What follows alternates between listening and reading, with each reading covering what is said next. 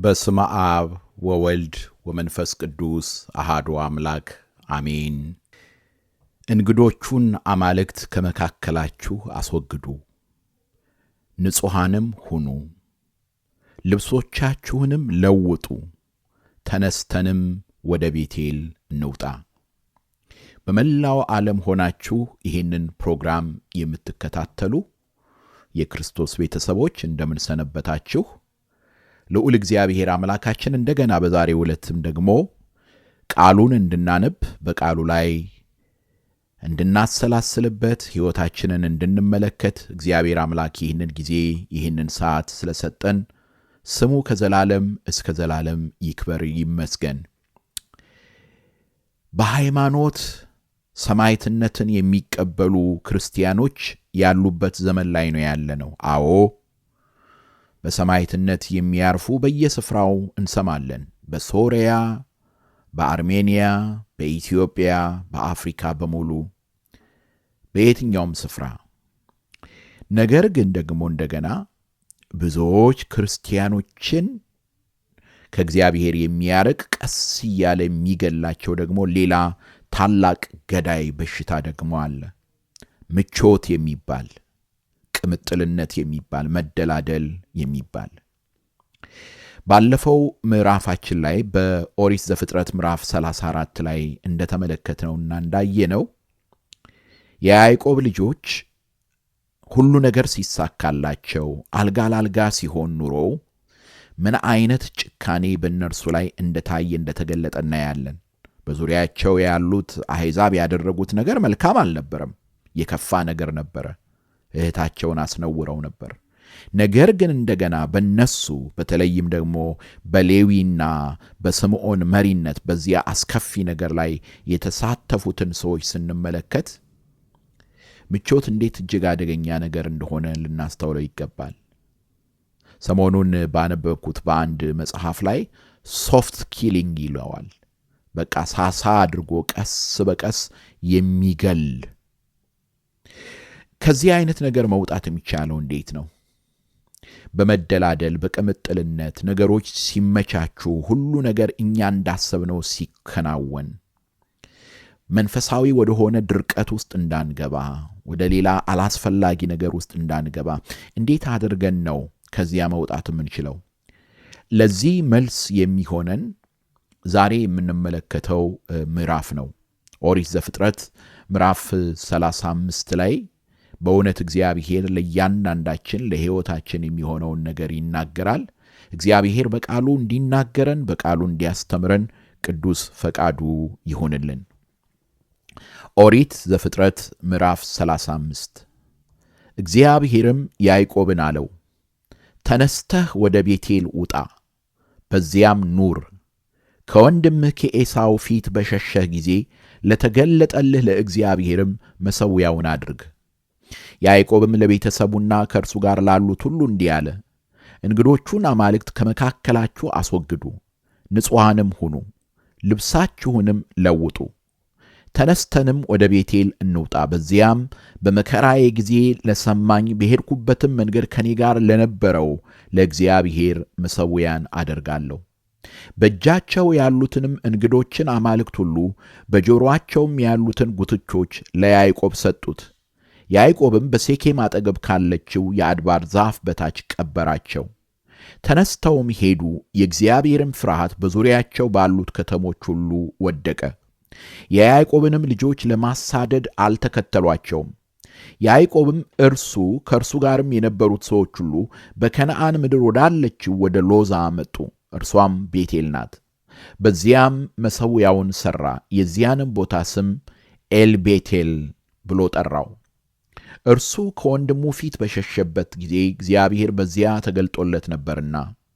የርብቃ ሞግዚት ዲቦራም ሞተች፣ በቤቴልም ከአድባር ዛፍ በታች ተቀበረች። ስሙም አሎንባኩት ተብሎ ተጠራ። እግዚአብሔርም ለያዕቆብ ከሁለት ወንዞች መካከል ከሶርያ ከተመለሰ በኋላ እንደገና ተገለጠለት፣ ባረከውም።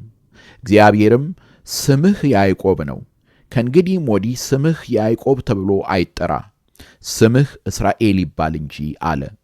ስሙንም እስራኤል ብሎ ጠራው።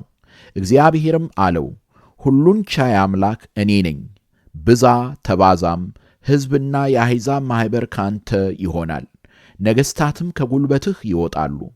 ለአብርሃምና ለይስሐቅም የሰጠኋትን ምድር ለአንተ እሰጣለሁ፣ ካንተም በኋላ ለዘርህ ምድሪቱን እሰጣለሁ። እግዚአብሔርም ከእርሱ ጋር ከተነጋገረበት ስፍራ ወደ ላይ ወጣ። ያዕቆብም እግዚአብሔር ከእርሱ ጋር በተነጋገረበት ቦታ የድንጋይ ሐውልት ተከለ። የመጠጥ መሥዋዕትንም በእርሱ ላይ አፈሰሰ፣ ዘይትንም አፈሰሰበት። ያዕቆብም እግዚአብሔር ከእርሱ ጋር የተነጋገረበትን ያን ቦታ ቤቴል ብሎ ጠራው። ከቤቴልም ተነሱ፣ ወደ ኤፍራታም ሊደርሱ ጥቂት ሲቀራቸው ራሔልን ምጥ ያዛት፣ በምጡም ተጨነቀች። ምጡም ባስጨነቃት ጊዜ አዋላጂቱ አትፍሪ፣ ይሄኛው ደግሞ ወንድ ልጅ ይሆንልሻልና አለቻት። እርሷም ስትሞት ነፍሷ በምትወጣበት ጊዜ ስሙን ቤኒኦኒ ብላ ጠራችው። አባቱ ግን ብንያም አለው። ራሔልም ሞተች፣ ወደ ኤፍራታ በምትወስድም መንገድ ተቀበረች። እርሷም ቤተልሔም ናት። ያዕቆብም በመቃብሯ ላይ ሐውልት አቆመ። እርሱም እስከ ዛሬ የራሔል የመቃብሯ ሐውልት ነው። እስራኤልም ከዚያ ተነሣ፣ ድንኳኑንም ከጋዴር ግንብ በስተወዲያ ተከለ። እስራኤልም በዚያች አገር በተቀመጠ ጊዜ ሮቤል ሄደ፣ የአባቱንም ቁባት ባላን ተገናኛት። እስራኤልም ሰማ። የያዕቆብም ልጆች 12 ናቸው። የልያ ልጆች የያዕቆብ በኵር ልጅ ሮቤል፣ ስምዖን፣ ሌዊ፣ ይሁዳ፣ ይሳኮር፣ ዛብሎን። የራሔል ልጆች ዮሴፍ፣ ብንያም። የራሔል ባሪያ የባላ ልጆችም ዳን፣ ንፍታሌም። የልያ ባሪያ የዘለፋ ልጆችም ጋድ፣ አሴር። እነዚህ በሁለቱ ወንዞች መካከል በሶርያ የተወለዱለት የያዕቆብ ልጆች ናቸው።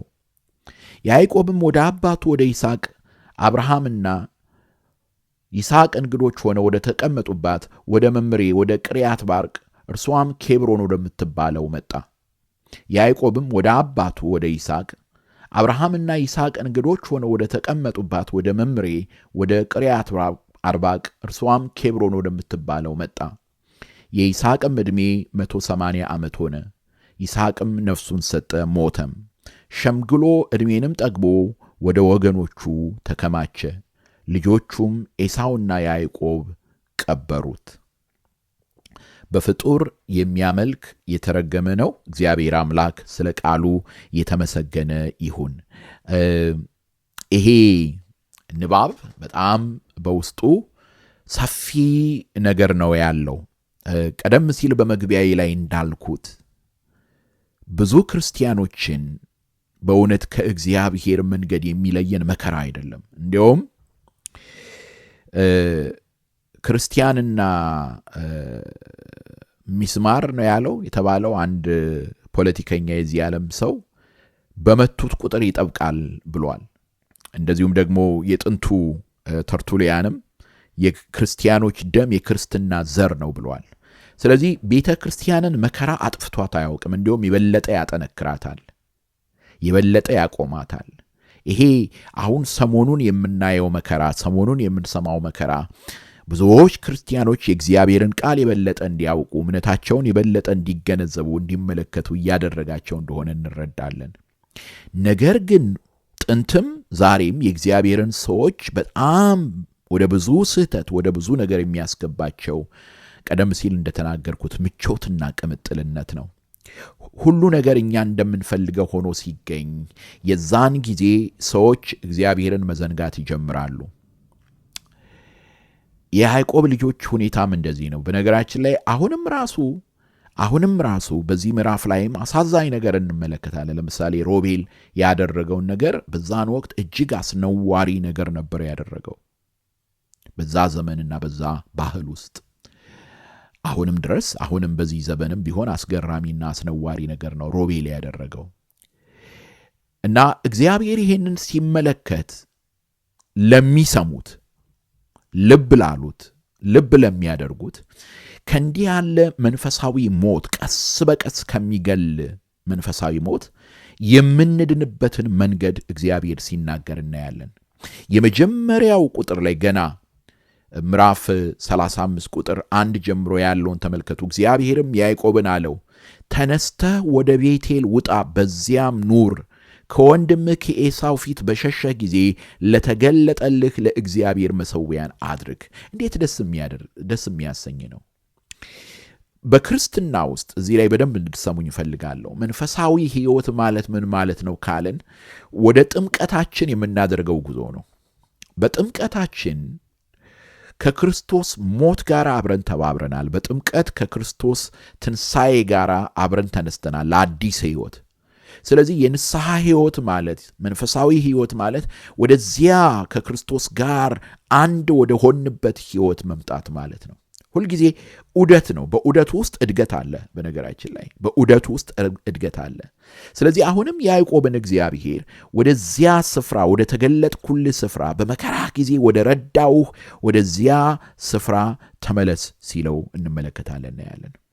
ይሄ ለእኔና ለእናንተ ትልቅ ትምህርት የሚሆን ነው። በቤተሰብ ሊሆን ይችላል፣ በግል ሕይወታችን ሊሆን ይችላል። መንፈሳዊ ቀውስ በሚያጋጥመን ጊዜ አሁን የያዕቆብ ቤት በጣም ከፍተኛ ቀውስ ውስጥ ነው ያለው። ከፍተኛ የሥነ ምግባር የሞራል ቀውስ ውስጥ ነው ያለው። የዋስትና ጉዳይም አለው። ምክንያቱም በነሴኬምና በነኤሞር ላይ ባደረጉት ነገር ምክንያት በዙሪያቸው ያሉት አሕዛብ ሁሉ ሆ ብለው ተነስተውባቸዋል እና በዛ ወቅት እግዚአብሔር ያላቸው ምንድን ነው? ወደ ቤቴል ውጣ አለው። ወደ ቤቴል ሂድ፣ በዚያ መሥዋዕት አቅርብ ማለት እኔን አምልከኝ። ስለዚህ እውነተኛ የሕይወት ዋስትና የሚገኘው ለእግዚአብሔር በመገዛት ነው። አምልኮ ማለት ይሄ ነው። ለእግዚአብሔር መገዛት፣ ከእግዚአብሔር ፈቃድ ስር መሆን።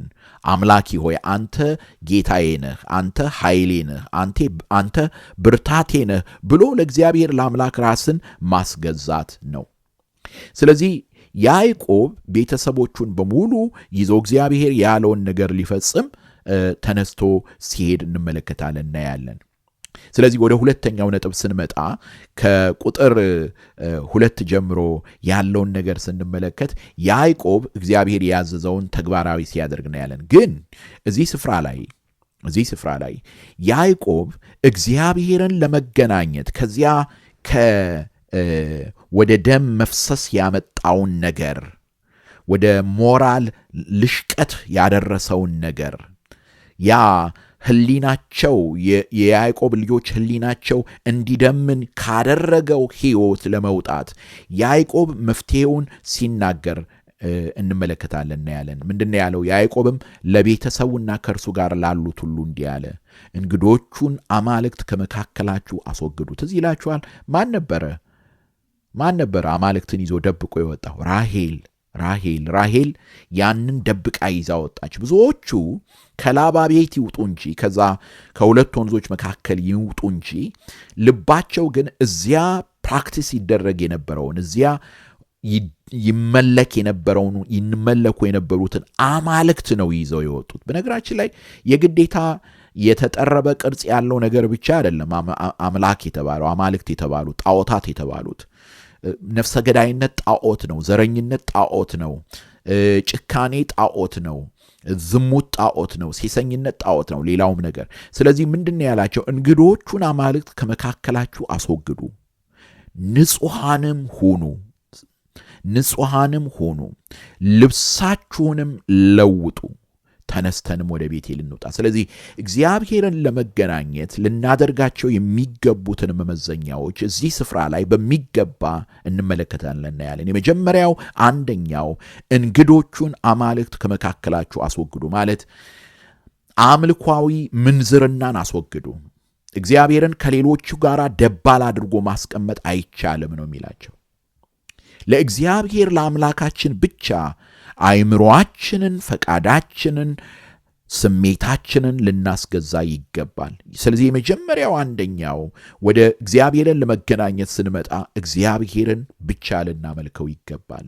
እግዚአብሔርን ብቻ ልናገነው ይገባል። ገንዘባችንንም ይዘን እንደ አምላክ አድርገነው፣ ጉልበታችንን እንደ አምላክ አድርገው፣ ኃይላችንን እንደ አምላክ አድርገነው፣ የዘመድ ብዛታችንን እንደ አምላክ አድርገነው ልንመጣ አይገባም። ሁለተኛ ንጹሐን ሁኑ ይላቸዋል። ማለት ይሄ ንጹሐን ማለት መለየት፣ የቅድስና ሕይወትም ቅዱሳን ሁኑ ይላቸዋል። ቅዱሳን ሁኑ። የጠራችሁ ቅዱስ ነውና አይደል የሚለን ቅዱስ ጴጥሮስ፣ የጠራችሁ ቅዱስ ነውና እናንተም በኑሯችሁ ሁሉ ቅዱሳን ሁኑ። ስለዚህ እግዚአብሔር ሲጠራን እሱ ቅዱስ ነው በባህሪው እና በጸጋ የሰጠንን ቅድስና መያዝ አለብን። ቅድስና ማለት ወይንም ንጽህና ማለት በዚህ ጋር መለየትን ነው። በዙሪያቸው ያሉትን አሕዛብን እየመሰሉ ቤቴል ወጥተው እግዚአብሔርን ማምለክ አይችሉም። ለያዕቆብ ከተገለጠለት አምላክ ጋር ኅብረት ማድረግ አይችሉም። ለእኛም እንደዛው ነው። በዓለም የሌለ ሐሜት፣ በዓለም የሌለ ቡድንተኝነት፣ በዓለም የሌለ ክፋት፣ ተንኮል፣ ምቀኝነት፣ ሌብነት ያንን ይዘን ወደ እግዚአብሔር ቤት መጥተን ከእግዚአብሔር ሕዝብ ጋር ከእግዚአብሔር ቅዱሳን ጋር ከራሱ ከእግዚአብሔር ጋር ኅብረት ማድረግ አንችልም። መለየት አለብን። በቅድስና ሕይወት ውስጥ መጓዝ አለብን። ስለዚህ ሁለተኛ ያነሳው ንጽህና ነው። ንጹሐን ሁኑ ልብሳችሁንም ለውጡ ይለናል። ልብሳችሁንም ለውጡ። ስለዚህ ጉዳይ ቅዱስ ቄርሎስ በጣም ትርጓሚ በጣም ሰጥቷልና ምንድነው የሚለው? ክርስቶስን ልበሱት ይለናል እኛን ሲመክረን። ክርስቶስን ልበሱት። ያን በክርስቶስ የተገለጠውን ቅድስና፣ በክርስቶስ የተገለጠውን ጽድቅ እርሱን ልበሱት። ስለዚህ ልብሳችሁን ለውጡ፣ ተነስተንም ወደ ቤቴል እንውጣ። ስለዚህ እግዚአብሔርን አምልኩት፣ ንጹሐን ሁኑ፣ ልብሳችሁን ለውጡ ሲል እንመለከታለን እናያለን። እና ከዛ በኋላ ያዕቆብ እንደገና እግዚአብሔር ያደረገለትን ሲያስታውስ እናያለን እንመለከታለን። አያችሁ፣ አምልኮ መገዛት፣ በዚያ በአምልኮ ውስጥ ያለው የጸሎት ሕይወት እግዚአብሔር ያደረገልንን ጌታ ያደረገልንን ነገር እንዳንዘነጋው ያደርገናል። እንዳልተደረገልን የምንሆነው ለምንድን ነው? የተደረገልንን ስለምንረሳ ነው። የተደረገልንን የምንረሳው ለምንድን ነው? ስለማናመሰግን ነው። የማናመሰግነው ለምንድን ነው? የጸሎት ሕይወት ስለሌለን ነው። የጸሎት ሕይወት ስለሌለን ነው።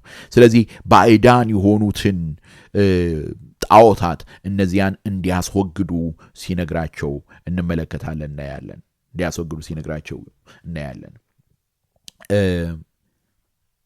ከዛ ቀጥሎ ምንድን ነው የሆነው? እግዚአብሔር ራሱ ማንነቱን ሲገልጥ እንመለከታለን። ቁጥር 5 ላይ ተመልከቱት። በተለይ አሁን ያነበብነው ላይ ቁጥር 5 ላይ ተመልከቱ ምን እንደሚል። የእግዚአብሔርም ፍርሃት በዙሪያቸው ባሉት ከተሞች ሁሉ ወደቀ፣ የያዕቆብንም ልጆች ለማሳደድ አልተከተሏቸውም። እንግዲህ እዛ እንዳለ ከተማውን ነው የገደሉት፣ ደም በደም ያደረጉት። ነገር ግን እግዚአብሔር ያንን ቤተሰብ ሸፈን። እንደገና ይታያችኋል ማለት የያዕቆብ ልጆች ዋስትናቸው ከነሱ ሰይፍ እንደሆነ አድርገው ነበር ያሰቡት። ልክ እንደ ጴጥሮስ ሰይፉን መዘዝ አድርጎ የሊቀ ካህኑን አገልጋይ ጆሮ ቆረጠ። ጌታ ምንድን ነው ያለው? ሰይፍን የመዘዙ በሰይፍ ይጠፋሉ። ሰይፍን ወደ ሰገባው መልስ ነበረ ያለው። መልሰው የያዕቆብ ልጆችም በነሱ ሰይፍ ዋስትና ያለ መስሏቸው ነበረ። በነሱ አቅም፣ በነርሱ ጉልበት ዋስትና ያለ መስሏቸው ነበር። ነገር ግን እዚህ ቦታ ላይ እንደምናየው የእግዚአብሔር ፍርሃት በዙሪያቸው ወደቀ። የእግዚአብሔር ፍርሃት በዙሪያቸው ወደቀ። ስለዚህ ለያዕቆብና ለያዕቆብ ቤተሰብ ዋስትናው እግዚአብሔር አምላክ ነበረ እና ለዚህ ምንድነው ያዕቆብ የሰጠው ምላሽ? መሠዊያ ሠራ። ልክ አብርሃም እንዳደረገው። በነገራችን ላይ ለአብርሃም የተገለጠለት ቦታ ላይ ነው። ለይስሐቅ የተገለጠለት ቦታ ነው። ልክ አብርሃም እንዳደረገው፣ ይስሐቅ እንዳደረገው ያዕቆብም ለእግዚአብሔር ለአምላኩ መሠዊያ ሰርቶ እግዚአብሔርን አመሰገነ እና እግዚአብሔርም ያን ቃል ኪዳን አደሰለት። እንደገና ለያዕቆብ ለአብርሃም የተናገረውን ቃል፣ ለይስሐቅ የተናገረውን ቃል ለያዕቆብም በቤቴል ቀድሞ ወደ ላባ ከመሄዱ በፊት ብቻውን ሆኖ ሳለ በትሩን ይዞ ዮርዳኖስን ሲሻገር የተናገረውን እዚህ ቦታ ላይ እንደገና ሲደግመው እንመለከታለን። ቃል ኪዳኑን ሲያድስ እንመለከታለን። እግዚአብሔር ይክበር ይመስገን። ይሄ የሆነው እንዴት ነው? ለእግዚአብሔር ለአምላኩ ሕይወቱን ስለሰጠ፣ ኑሮውን ስለሰጠ ነው። እና በዚያ ስፍራ ላይ ያዕቆብ ደንጊያ ሲያስቀምጥ እንመለከታለን። መሠዊያውን ሰርቶ ምን ይላል? የዚያንም ቦታ ስም ኤልቤቴል ብሎ ጠራው፣ እርሱ ከወንድሙ ጋር በሸሸበት ጊዜ እግዚአብሔር በዚያ ተገልጦለት ነበርና ይላል። እና በዚያ ስፍራ ላይ ደንጊያ ያስቀምጣል፣ ዘይቱን ይቀባል። የደንጊያ አምድ አስቀምጦ በላዩ ላይ ዘይት ሲቀባ እናየዋለን። እና ቅዱስ ቄርሎስ የተናገረውን ልንገራችሁ። እንዲህ ይላል፣ ወደ ቤቴል ማለትም ወደ እግዚአብሔር ቤት ስንወጣ ይላል፣ ወደ ቤቴል ማለትም ወደ እግዚአብሔር ቤት ስንወጣ ድንጋዩን እናውቀዋለን፣ አለቱን እናውቀዋለን። እርሱም የማዕዘን ራስ የሆነው የተመረጠው ደንጊያ ማለትም ክርስቶስ ነው ይለናል። ክርስቶስ ነው። አሁንም እኔና እናንተ በእያንዳንዱ የሕይወታችን ጉዞ ላይ ተመልሰን ክርስቶስ ለእኔና ለእናንተ ወደ ተገለጠበት ከእርሱ ጋር ኅብረት ወዳደረግንበት ወደዚያ መምጣት ይኖርብናል። ወደዚያ ስፍራ ስንመጣ አምላካችን እንደገና ቃል ኪዳናችንን ያድሳል፣ ሕይወታችንን ይለውጣል፣ ኑሯችንን ያስተካክለዋል። እንግዲህ ከዚህ በኋላ የሚያሳዝን ነገር እናያለን፣ እንመለከታለን። ራሔል ታርፋለች እና በልጅ ስትወልድ ነው ያረፈችው እና ልጇን ስሙን ቤኒኦኒ አለችው። የጭንቄ ልጅ ማለት ነው ቤኒኦኒ ማለት። አባቱ ያዕቆብ ግን ማለት እሷ ሐዘኗንና ያንን መከራዋን አይታ ነው የጭንቄ ልጅ ያለችው። በቃ በሞት አፋፍ ላይ ሆና የወለደችው ልጇ ስለሆነ ነው። ያዕቆብ ደግሞ ምን አለው? የቀኝ እጄ ልጅ አለው፣ ቢንያም አለው። ቤኒኦኒ ያለችውን ብንያም አለችው እና ቢንያም አለው እሱ እና ራሔል በዚያ ነበረ ያረፈችው። እና የሁለቱም ኤክስፕሬሽን ያው ያለፉበትን ሕይወት የሚያሳይ ነው። ራሔል መከራዋ ውስጥ ሆና ሳለ የተናገረችው ነው። ያዕቆብ ደግሞ ተስፋውን በልጁ ራሔልን በጣም ይወዳት ነበር፣ ግን በልጁ ያለውን ተስፋ ስላየ ቢንያም አለው፣ የቀኝ እጄ ልጅ ብሎ ጠራው። ምናልባትም የራሔልን ፍቅር በልጁ ስም ሳይገልጥ አልቀረም። በመጨረሻ የምትመለከቱት አይታችሁ ከሆነ ስለ ይስሐቅ እዚህ ዘፍጥረት ላይ የምናገኘው በጣም አጭር ነው። የአብርሃም ሰፊ ነው፣ የያዕቆብም ታሪክ እንደምታዩት ሰፊ ነው። የይስሐቅ በጣም አጭር ነው።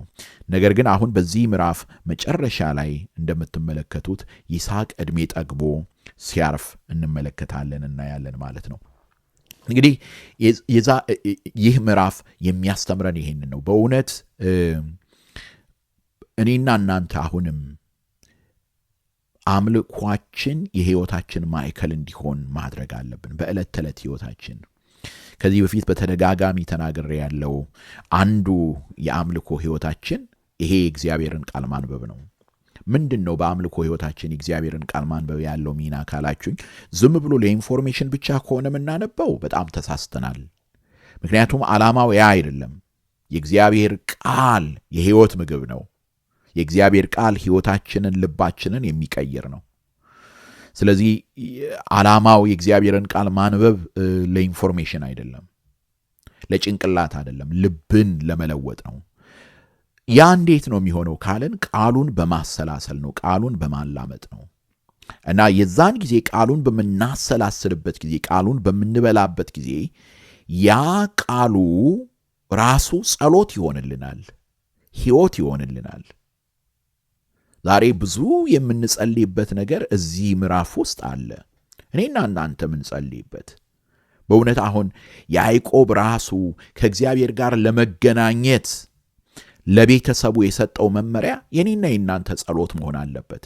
አምላኬ ሆይ እንግዶች አማልክትን ከልቤ ላይ አውጣልኝ ማለት ይኖርብናል። ንጽሕናን፣ ቅድስናን ስጠኝ ማለት ይገባል። ይሄ ከየት ነው የሚገኘው ካለን ከዚህ ከጸሎት ሕይወት ነው የሚገኘው።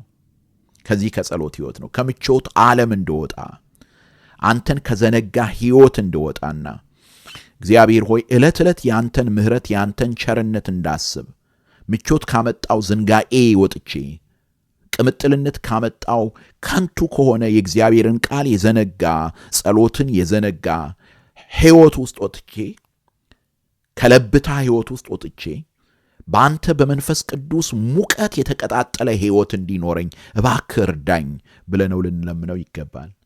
ስለዚህ ቃሉን ዕለት ዕለት የሚያሰላስል በጸሎት የሚተጋ ወደ ቅዱስ ቁርባን የሚቀርብ ሕይወት ሊኖረን ይገባል። በዚህ አጋጣሚ እግዚአብሔርን አመሰግናለሁ። ብዙዎች እህቶቼ፣ ብዙዎች ወንድሞቼ ይህንን ቃሉን ከማንበብ የእግዚአብሔርን ቃል ዕለት ዕለት ከመስማት የተነሳ ወደ ንስሐ ሕይወት፣ ወደ ቅዱስ ሥጋው ክቡር ደሙ ሕይወት የመጣችሁ በመላው ዓለም ያላችሁ ምስክርነታችሁን እየሰጣችሁኝ ነው። ስለዚህ እግዚአብሔር ይባርካችሁ። ገና ብዙዎች ወደ ንስሐ ይመጣሉ።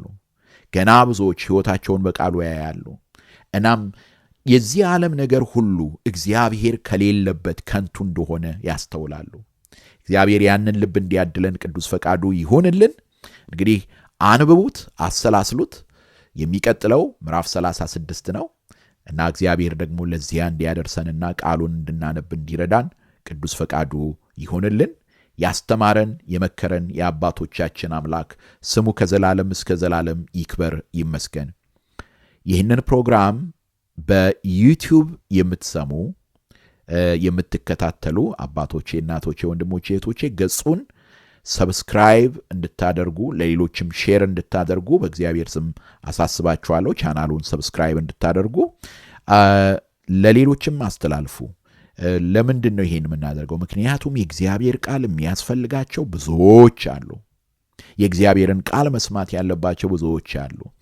ብዙዎቻችሁ እንደነገራችሁኝ አብረን ከማንበባችን ባሻገር ደግሞ በተለይ እነዚህን አጠር ያሉ ማብራሪያዎች ሕይወታችሁን እንደጠቀሙ ነግራችሁኛልና ያንንም ደግሞ ለሌሎች እንዲጠቅም እንድታደርጉ ነው። ስለዚህ በሌላ በኩል ደግሞ ፕሌሊስት አድርገነዋል እና ወደ ኋላም ተመልሳችሁ ማድመጥ ለምትፈልጉ ያለማቋረጥ ማድመጥ እንድትችሉት እንዳለ በፕሌሊስትም አስቀምጠነዋል። ስለዚህ የቻናሉ ሜይን ፔጅ ላይ ከሄዳችሁ ፕሌሊስቱን እንዳለ ማግኘት ትችላላችሁ። መጽሐፍ ቅዱስን በየዕለቱ እናንብብ በሚለው ፕሌሊስት ውስጥ ታገኙታላችሁ። ሰላም እግዚአብሔር ከእናንተ ጋር ይሁን። እግዚአብሔር ይባርካችሁ። ደህና ሁኑ።